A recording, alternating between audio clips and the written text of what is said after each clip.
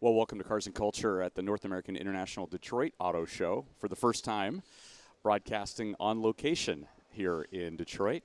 And today we're planted right in the middle of Huntington Place, which is the scene for a show that has been international for the last 25 years and has now returned after a almost three-year hiatus. And we're at the Ford stand talking to Detroit executives about sustainability and pathways to electric vehicles, and even one major debut, which we will discuss later. But first up, we're going to talk sustainability. And Bob Holycross is Vice President of Sustainability, Environment, and Safety Engineering. It is great to be with you. Great to be with you, Jason. Thanks for having me. So we're back at a Detroit Auto Show, Bob. Yes. And I know you're a nearly 30-year Ford employee.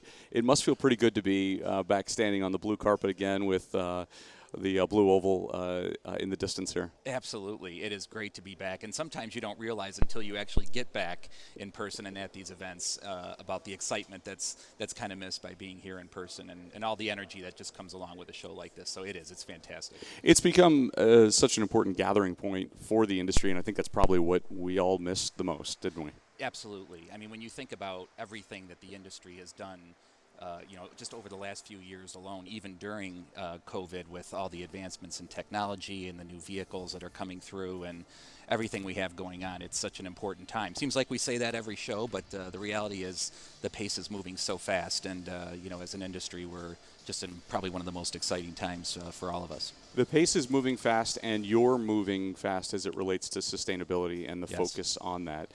And let's start with the goals that were, I guess, crafted first at the UN's Climate Summit. Yes. Those have been laid out, and now we're going to talk about how countries will implement them, how companies will implement them. So what is Ford most focused on? Yeah, it's a really important point, and the COP26 conference last year just reinforced the critical need that all of us have in terms of getting on this path towards carbon neutrality, reaffirming the goals of the original Paris Climate Agreement, something that Ford Motor Company has been involved in from the beginning.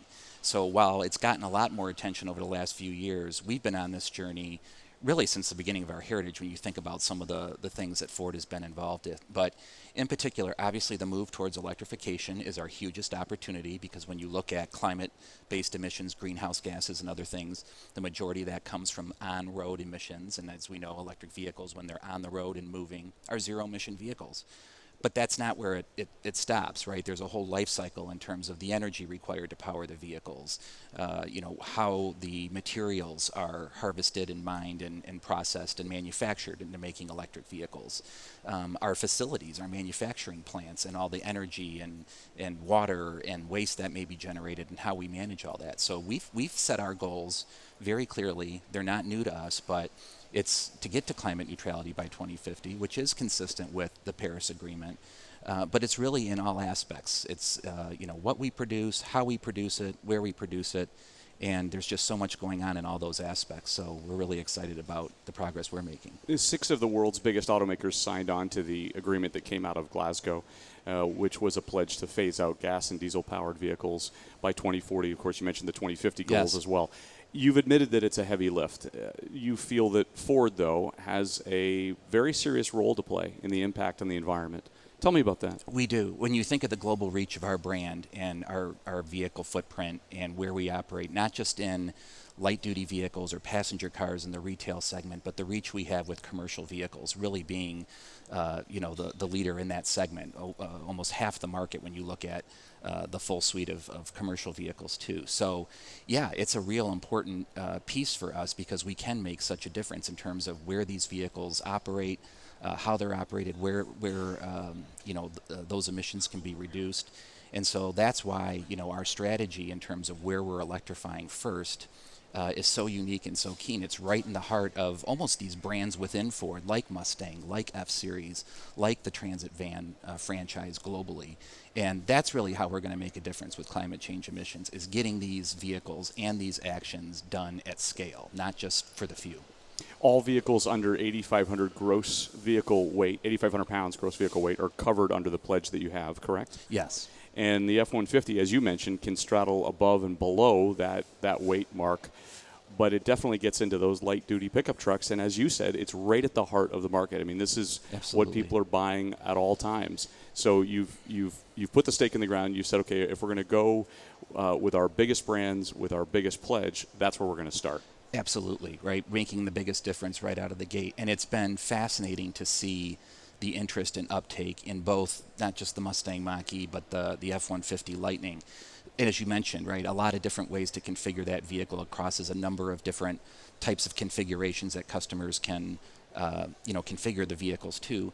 But the other interesting thing is we're seeing a whole new series of customers coming into F-150 Lightning that may have never even considered an F-Series pickup before, either because of, their concern about emissions and, their personal use case.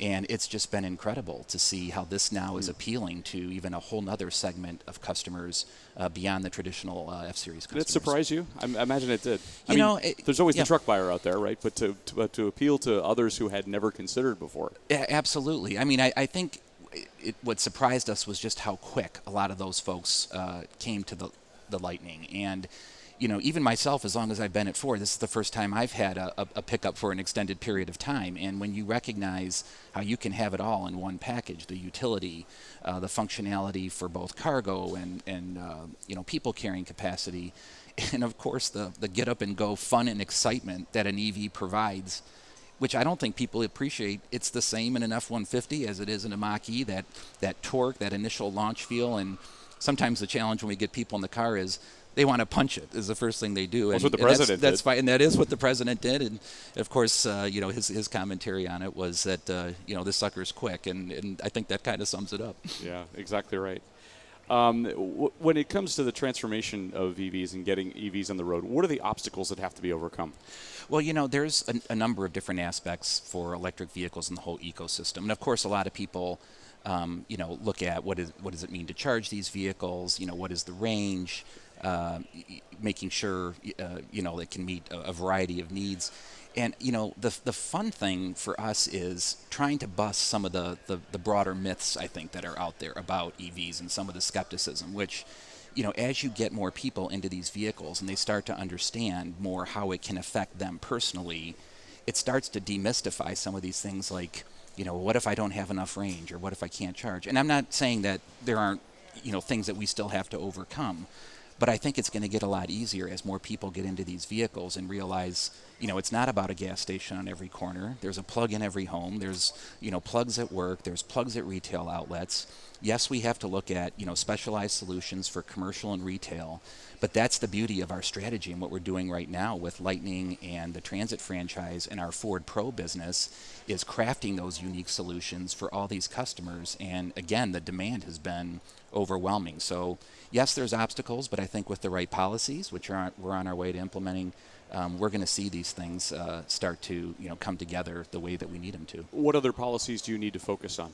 Well, when you look at what's recently passed in the last couple of years with the Transportation Infrastructure Bill and then most recently with the Inflation Reduction Act, it is starting to look at this more holistically. Obviously, we do need improvements in our infrastructure, public charging stations. Ford has one of the largest public charging networks available now to our customers, well over 70,000 plugs. But look, there's more that's going to be needed, and the infrastructure bill is going to help with that.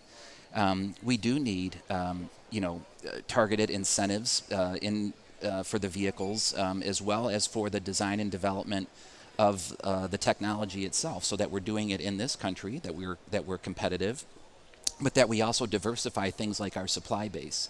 So, we're excited about some of the things that have been done. Yes, there's more that needs to be done. But, a lot of, in the past, the challenge with this whole equation has been somewhat chicken and egg. Well, we can't do vehicles until we have infrastructure, and we're not going to do infrastructure until we have vehicles. But I think the main difference and why we're over this tipping point now is these vehicles are providing the full solution. It's not just the zero emissions. It is the performance and the capability. And the other key thing that I think people are going to appreciate even more and more is these are all digitally connected products. And the suite of software services that can be offered and the draw to these vehicles is going to reach a whole range of customers that may never even consider whether or not it's a zero emissions vehicle. But because of the capability and all these other services it can provide is going to draw them in. So I think that's what's making the difference. And so now as an auto industry or as Ford, we're going to lead that discussion on what it takes to complete the whole cycle and the policies and everything else that has to be done. Does the industry need to work together to solve some of these things? Industry's worked in silos forever, right? Companies have pursued certain pathways, but does it really need to come together to come up with solutions to solve some of the issues that you just mentioned? Well, certainly in a lot of aspects. And as you mentioned, I mean, when it comes to things like infrastructure and the broader things that are somewhat agnostic, whether it's a Ford or some other manufacturer vehicle, there are aspects of that. So when it comes to some of the foundational things like the ability to have raw material processing in the U.S., battery manufacturing capacity, some of the incentive-based structures, which while somewhat vehicle-to-vehicle dependent, help create and send a signal right into the industry that these investments we're making are not only secured by what we know is going to be a very competitive market and it's going to be consumer-driven, but it also helps secure, the long-term equation that, as we get into 2030 and 2050, and if we want to hit some of these climate goals, which we are all in on, it is going to take all these things coming together. But it won't be because we don't have the technology or the excitement in the vehicle side. So yes, we do need to continue to come together. Raw materials are a big topic these days Absolutely. because of the rising costs of various commodities.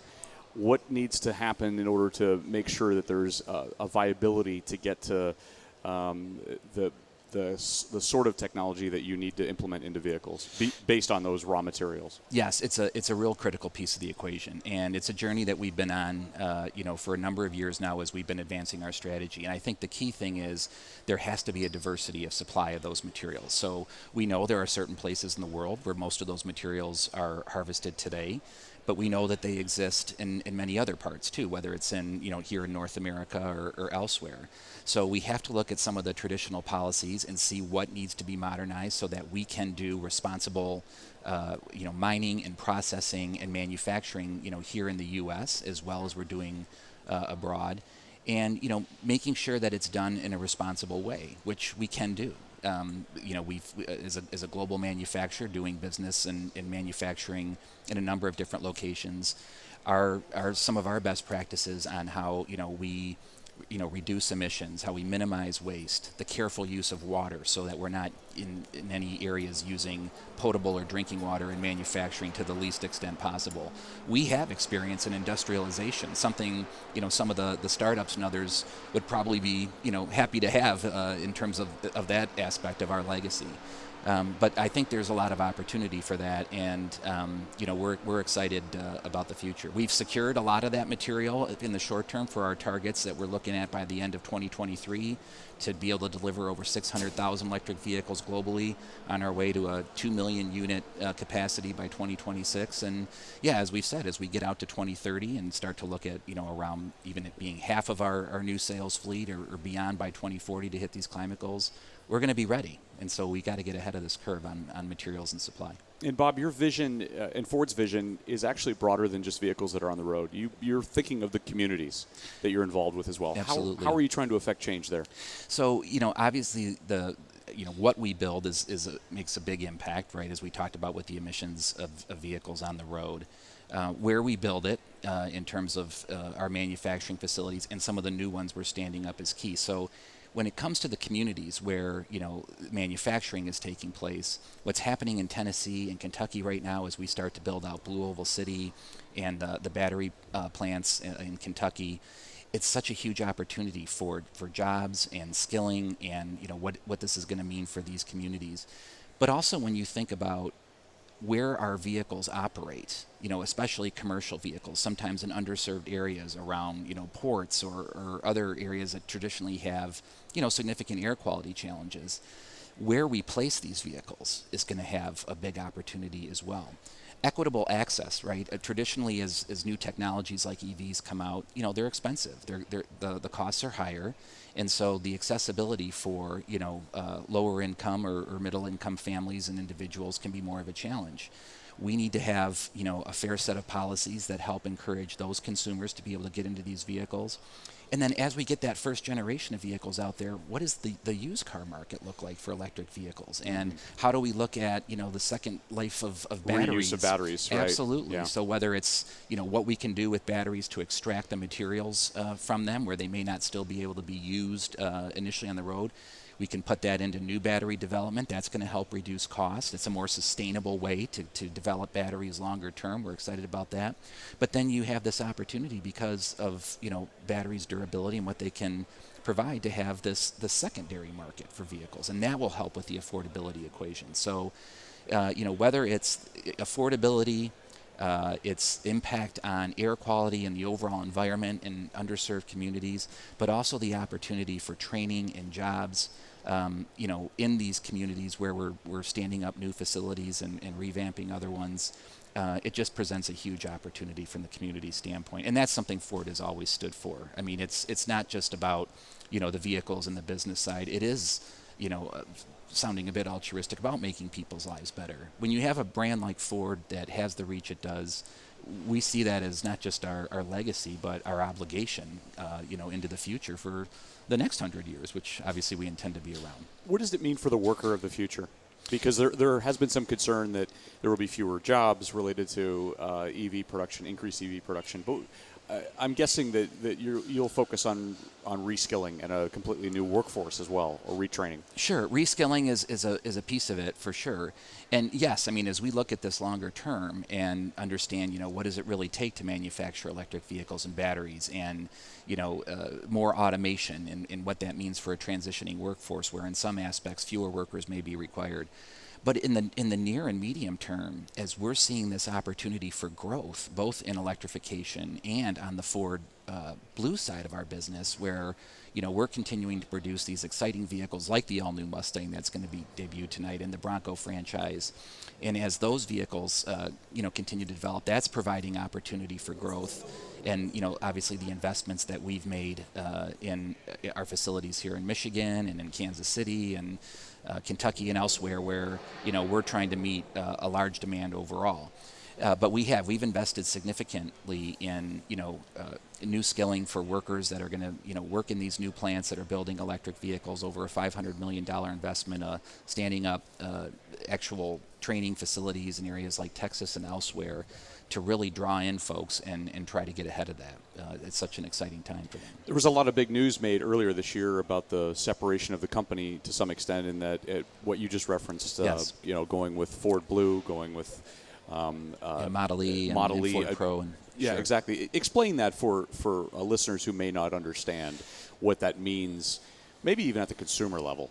Yeah, in terms of the business, I think what we saw pretty quickly, and this is something that Jim Farley's been progressing, even before the formal transition to these business units. When we have so many people trying to do so many different things, the challenge around, how do you move faster? How do you be more nimble? How do you change the culture at a company, like Ford to even get further ahead and kind of set people free in some aspects to be able to work on these things?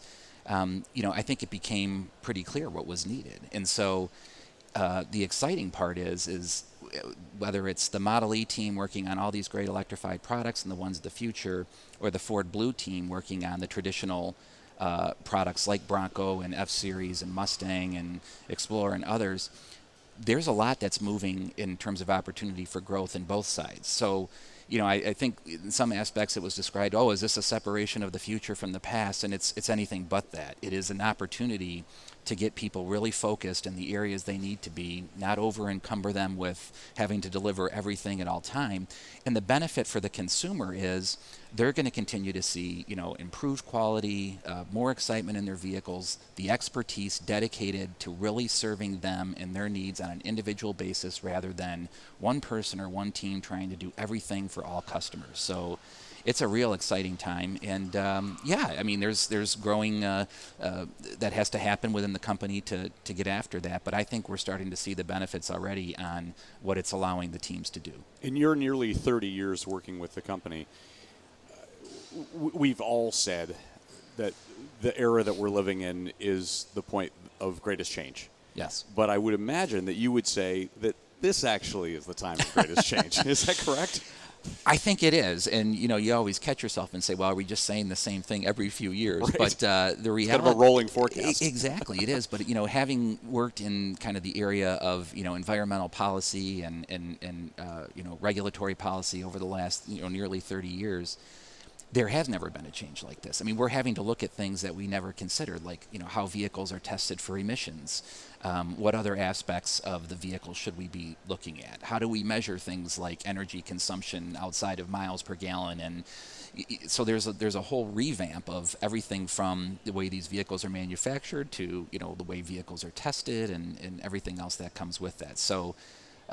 But as you pointed out earlier, Jason, it's not just about the vehicles. It is this broader ecosystem. And, now auto companies and Ford in particular are working with utilities and, energy services companies and stretching these new muscles and partnerships in ways I know we haven't done in at least the last, 30 years that I've been with the company. And that's presenting all kinds of exciting opportunity for the future, in addition to just the ongoing excitement of the products. And not to put too fine of a point on it, but you and Bill Ford, who's been on this program and talked about it as well, have said that EVs are the refounding of the company. Absolutely. I mean, I think, when we kind of said it that way, it gave us all a moment of pause to say, that really is what's happening here. This is literally a refounding of the company when you think about the opportunity we have. And, we've obviously been around for, well over 100 years and intend to be that way for the next 100 or more.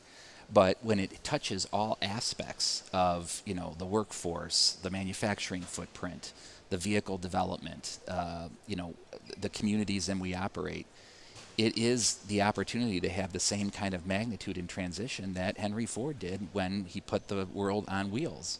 And some of these discussions we're having that we talked about earlier about whether it's obstacles or things that we have to do with infrastructure, they had these same conversations 100 years ago, moving from, horse-driven carriages to automobiles about, where's the energy going to come from there? And, how are we going to have roads that are reliable and all these things? We're having those same conversations on the infrastructure today. Yeah, we are.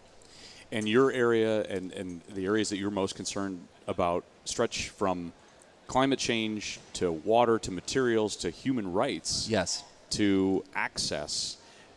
And one of the goals that the company has stated is to drive human progress by providing mobility and accessibility for all.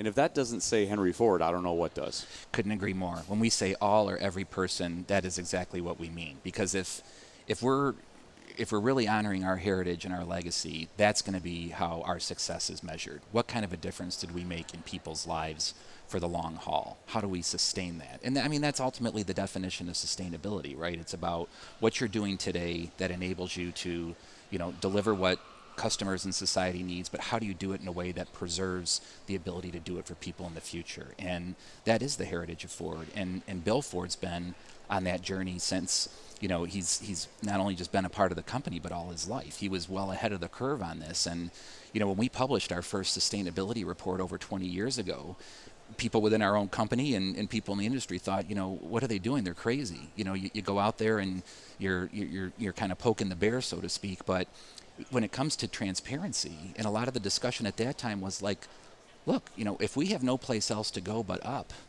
why wouldn't we take advantage of this opportunity to show the world what a difference that we can make year over year?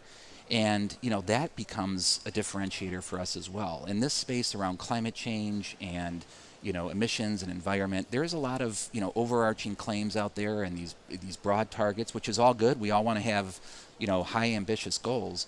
But if you can't show you're making progress year over year, if you can't be transparent about it, it's hollow.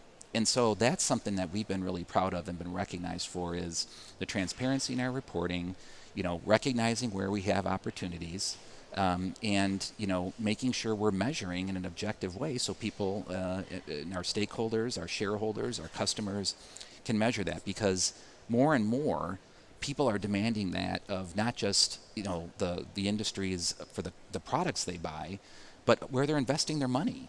So we're having those conversations as well with investors and a whole range of stakeholders that are not only asking Ford how they're doing, but they're also asking us how can they stand up their own sustainability operating system, and that's been really exciting for our team at Ford. Well, and just a final thing, just to put it on the record, Bill Ford was out talking about these things long before there was a gentleman with a certain automaker that started with a T. Long before we were talking about Elon Musk. Yes. Bill was talking about that stuff as well. He was, and Bill will be the first one to tell you, he was told by others in the company to stop talking about it. But when he did say that. But when you look at, and I think part of what really launched us and accelerated our efforts is when Bill took on the project at the Rouge to transform that whole complex into a green manufacturing operation at a time when people would have thought, shouldn't the Rouge really be, even taken down? It was just a huge, moment of pride for the company, and showed if we can do this, if we can do that kind of moonshot, the sky's the limit. And that's really what it's been, these last 20 plus years. Enjoy your time at the Detroit Auto Show and Absolutely. the launch of a certain iconic brand that will occur a little later on. But it is wonderful to have you on Cars and Culture. You are defining the culture of the future in all of the sustainability activities that you're doing. So, Bob Holycross, thank you so much. Jason, thank you. It's been my pleasure. Thank you. Appreciate it.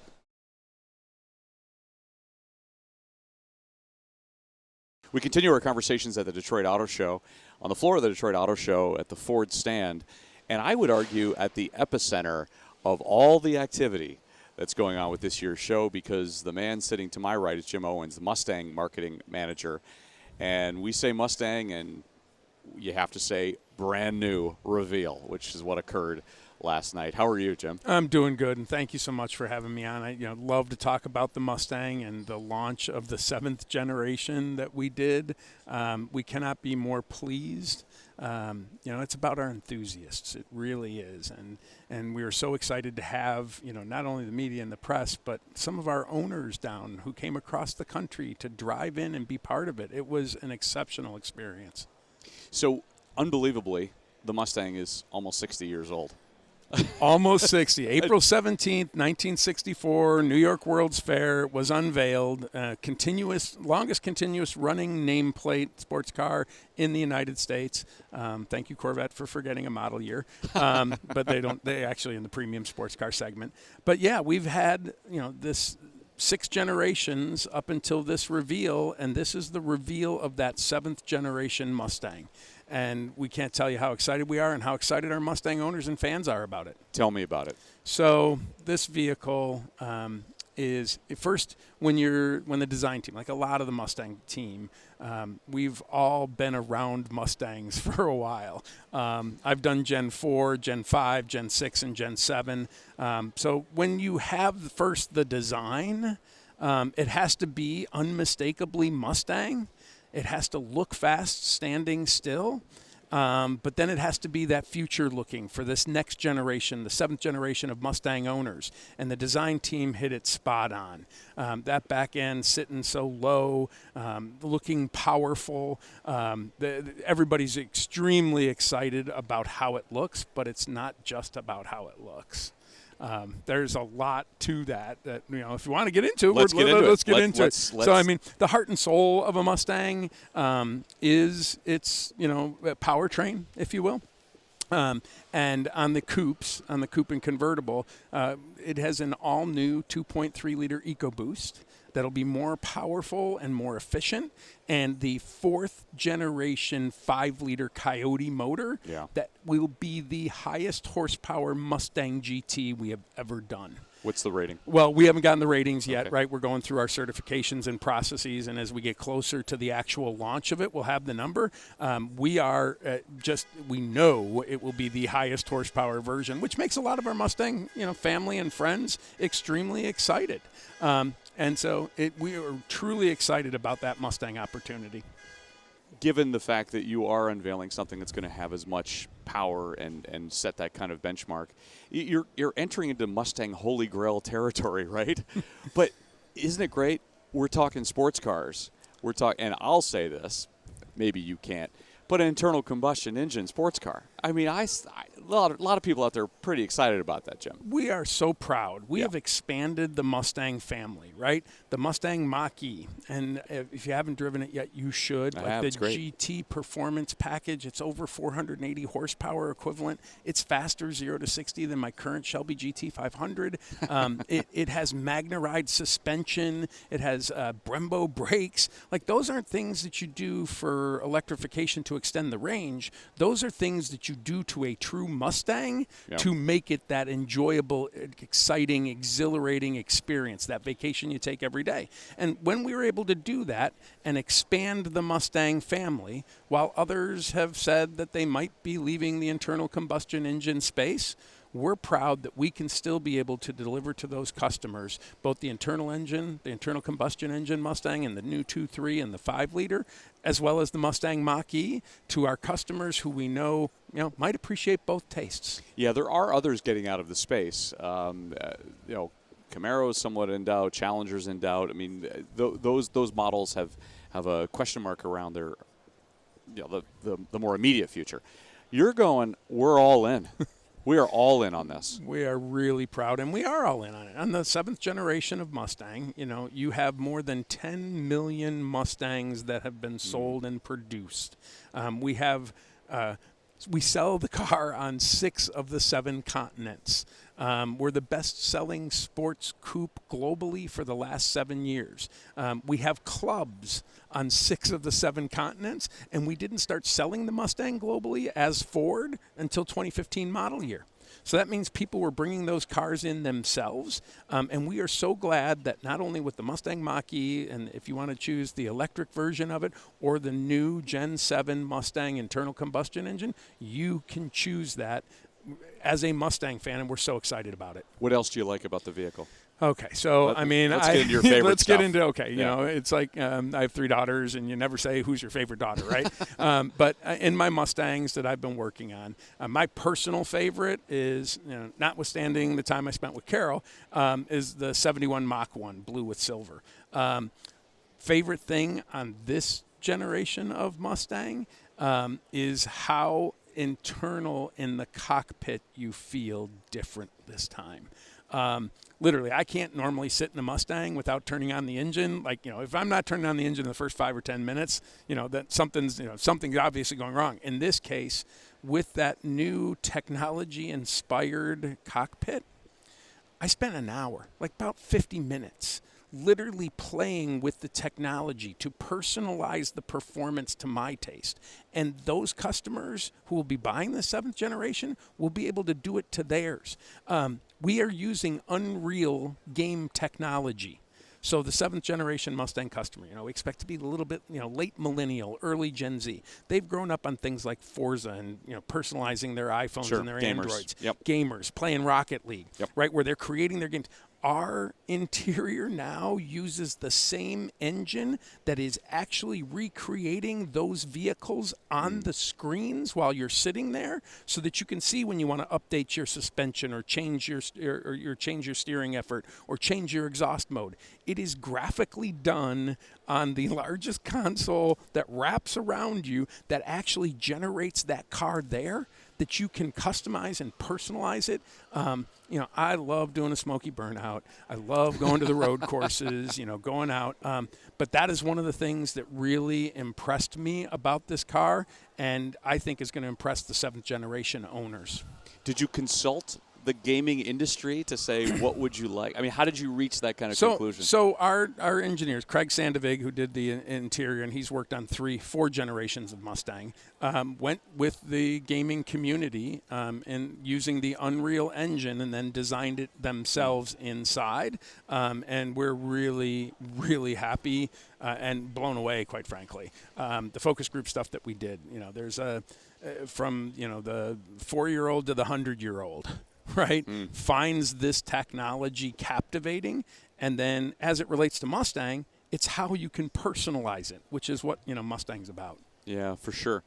And Jim Farley, CEO of Ford, was out early teasing this by saying, basically return to the manual. Save the manual. Save the manual. There you go. That's what it was. Yeah, Save the manual. STM. We did Right. the hashtag on that on the owner's gift for the Focus RS. On the bottom of it, we gave them a shifter. Every customer had a shifter, and it had the STM logo on it. Yeah, part of the Mustang experience is that manual transmission. Thank God. Yeah, it's available on the Mustang GT. It is also available on our Dark Horse, which is our first new entry in there that everybody got to see last night as a surprise, and that has the Tremec 6-speed 3160 in it. You still can engage with your, not going to be texting and driving when you have that manual transmission in your hand, that you get to still engage with the manual transmission. And for those customers who still want the performance, our 10R80, the calibration that we've used is it doesn't learn. I can't say it learns, but it adapts to the handling so that if you're taking it on the racetrack or if you're driving it down the street, it's going to shift the way you want to. So we're really excited about that. Wow. God. I can't wait to drive one. Let's talk about the marketing and what you're going to do to push it out into the world. What do you want to show the world? How do you want to show the world that Mustang is here? Because you can have a lot of fun, I'm guessing. We always have a lot of fun. Yeah. First, it's about our owners. We have an extremely loyal customer base, and then it's about the future customers in there. One of the technologies that we've put into the car, and it'll demonstrate that the Mustang team gets it. You mentioned Jim Farley. He races Mustangs on the weekends, right? Yeah, he does. Bill Ford actually has his racing license from the Ford Performance Racing School and modifies his own Mustangs. But one of the things that we think is going to be really cool that we can't wait, and it'll demonstrate that we're not just building a car or a vehicle to get you from point A to point B. We have a drift brake in the car from the factory. Now, we developed it with That's Vaughn. a first. Oh, my gosh, yeah. And it's Vaughn it's track use only. It's in the track mode. But what it does is, if you've seen drifting, right, where you're out, hanging out the back end, Vaughn Gittin Jr. is the current world champion in it. He worked with our engineers to develop it that actually has the novice, when you're off-road, like you're on a track, not on public highway, actually get to pop in, and it will induce you drifting. And as you learn, you can actually dial up the settings to actually be a competition level. Wow. Now, not the thing that you're going to put in Downtown Detroit, probably no, not. the track use only. Let me say, I'm going to make sure track use only. But those are the type of things I can imagine Vaughn at an event with one of these cars and bringing in customers from, the 16-year-old all the way to the 80-year-old and teaching them how to drift and let that go virally. That would be a good way for us to be able to demonstrate to this next generation of Mustang customers that we get it. Beautiful. Wow. God, it's exciting. Carroll Shelby would have been proud, wouldn't he, Jim? He would have been proud of this car. And you worked for him. Yeah, I've been blessed. I've spent, the last 20 plus years working on performance in Mustang, and part of that time I went and left Ford and went to work for Carroll. It was 07 through 2011, where we were developing the KR and the Shelby GT and the Shelby GTH, the Rent-A-Racer cars. He was always into the technology that would help improve performance. And the engineering men and women at Ford have leveraged that technology to increase the performance of a vehicle in a way that I know would make him smile. Wow. You got any good Carroll Shelby stories? No, too many of them. He was just such – one of my favorite ones is, when I first went over to start working for him, and when people ask me my Mustang or Shelby story, this is one of them. So we're out at the test track at Las Vegas Motor Speedway's outside road course. And Carroll, at the end of his life, was suffering from severe macular degeneration. He was, at one point in time, the oldest living dual transplant recipient on the planet with a replacement heart and kidney, and he didn't lead a choir boy's life. So we're out there testing cars, and he goes to me, and he's like, all right. He goes, Jimmy, get over there on that turn 1 apex, stand right at the apex, and tell me how close my tire's coming to it. And I'm like, what? I'm like, wait a minute. I know that, you're not the driver. He comes in and literally had to stand there as he was blowing by, at triple digits to get into the turn. It's like a 60-degree right-hand turn. And I'm sitting there telling him how far away he is from the apex. That's the type of Carroll. And you survived. And I survived and loved it. Yeah. Absolutely. He was just mentioned his dual transplant. with the Carroll Shelby Foundation that invests in that. He did give back and still continues to give back today. Aaron Shelby, his grandson, is auctioning off cars. We did the KR at Barrett Jackson in January to benefit the Carroll Shelby Foundation and JDRF. So, not only was he the only human being that won as a driver, as a team owner, and as a manufacturer, won Le Mans, he was somebody who took that and actually gave back. Yeah, amazing. Wow, we miss him. How much input did you get from Mustang owners on the 7th version? So Mustang owners are a key piece of it, right? Sure. And well, they were at the Stampede. They were at the Stampede. 1,000 Mustang plus coming from world headquarters down to Detroit and Hart Plaza to engage them in the reveal of the 7th generation. We do a lot of focus group and research. And the technology I was talking to you about, it was really cool. We brought in different audiences. Mustang's not a demographic, right? It's a mindset, like if you're in Mustang. Yep. And so I brought a bunch of people in and showed them not only the interior, but the graphics and how to work with it. And, the boomer crowd, right? Yep. The baby boom crowd, who's still a large portion of it, thought that the technology was good. One guy said, I think I could launch a missile from this, right? Like on the technology. And then the younger audiences appreciated how we were doing the displays to personalize their performance. So we're always, the team also attends the events. Like I go to 20-plus Mustang events a year and probably would do it even if I see wasn't you all working. over the place. No, you are. You're everywhere. But our engineers do, like Ed Krenz, who's the chief nameplate engineer, Carl Widman on the Ford Performance side. He brings his engineering teams to those events and sits and talks with these customers to get feedback on what we're developing in the future, because we'll have our 2021 Mach 1, standing there and talk around it and listening and getting that feedback on what they want. And the team, Ed Krenz and his team, were able to deliver that from a performance standpoint on the 7th generation. I would imagine they told you in all of this talk, if you'll forgive me, of EVs, that they told you, we have a passion for this kind of car still. Please don't take it away. Yeah, and we're really proud of the fact that we offer both. Right. And that we plan to do that. Like, behind us here in the stage, you have the Lightning that they can drive, the F-150 Lightning. We have the E-Transit. We have the Mustang Mach-E and its GT version and performance pack.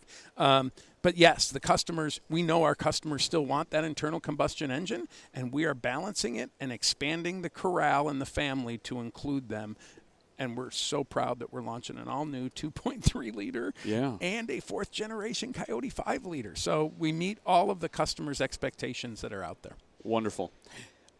Steve McQueen, a few years ago at this show, the last time that I think we were at this show, Steve McQueen's granddaughter was here. Do I have that right? Yeah. And his son. And his son. Well, his son was at Barrett Jackson, because Barrett Jackson and back when we did the auto show in January, they were the same weekends. So his granddaughter was here, and then we had a Chad out at Barrett Jackson where we auctioned off the first Bullet.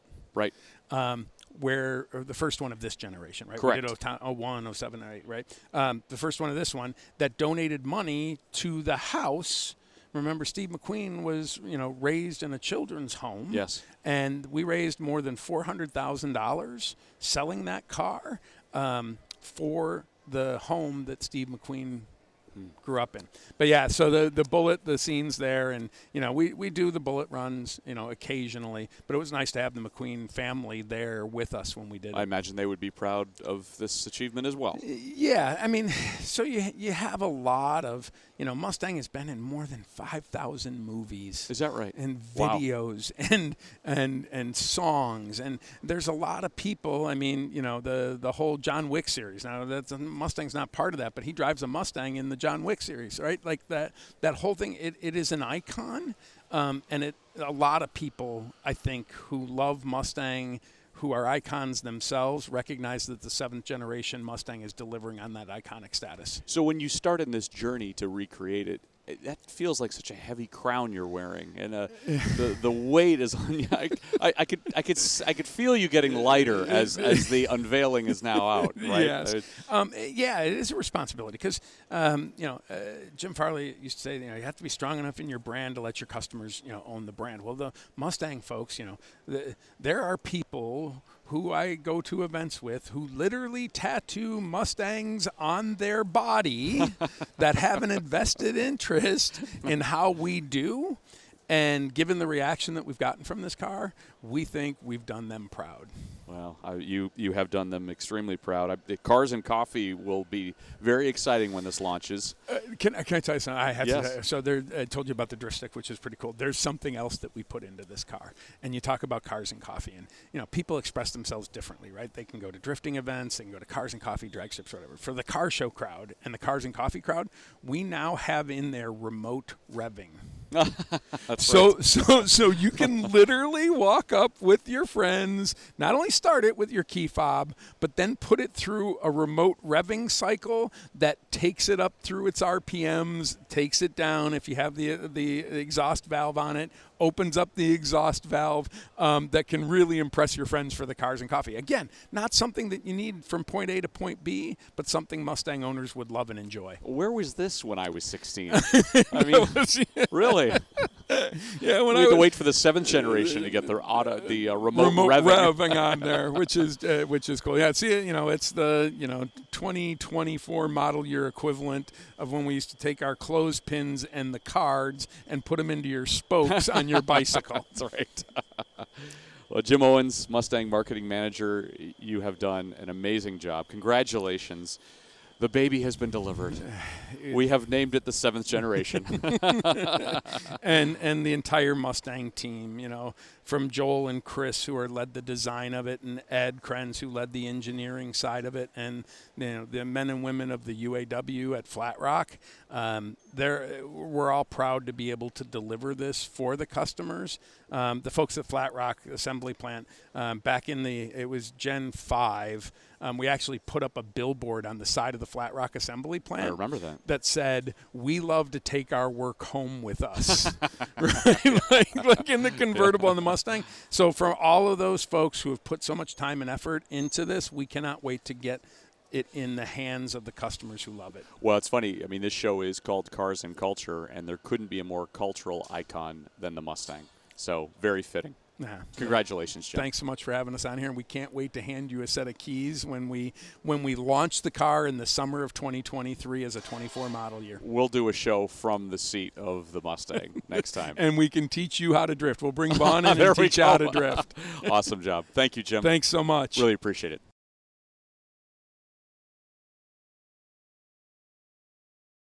The automobile is one of the most important inventions that revolutionized the modern world. In America, the rich history of car culture runs deep as technology continues to shape the future of the industry. Jason Stein, former publisher of Automotive News, is here to share the stories of people passionate about cars, from industry leaders and innovators to car-obsessed celebrities. Buckle up as Jason takes you inside the boardroom, onto the track, and around the bend on Cars and Culture on SiriusXM Business Radio.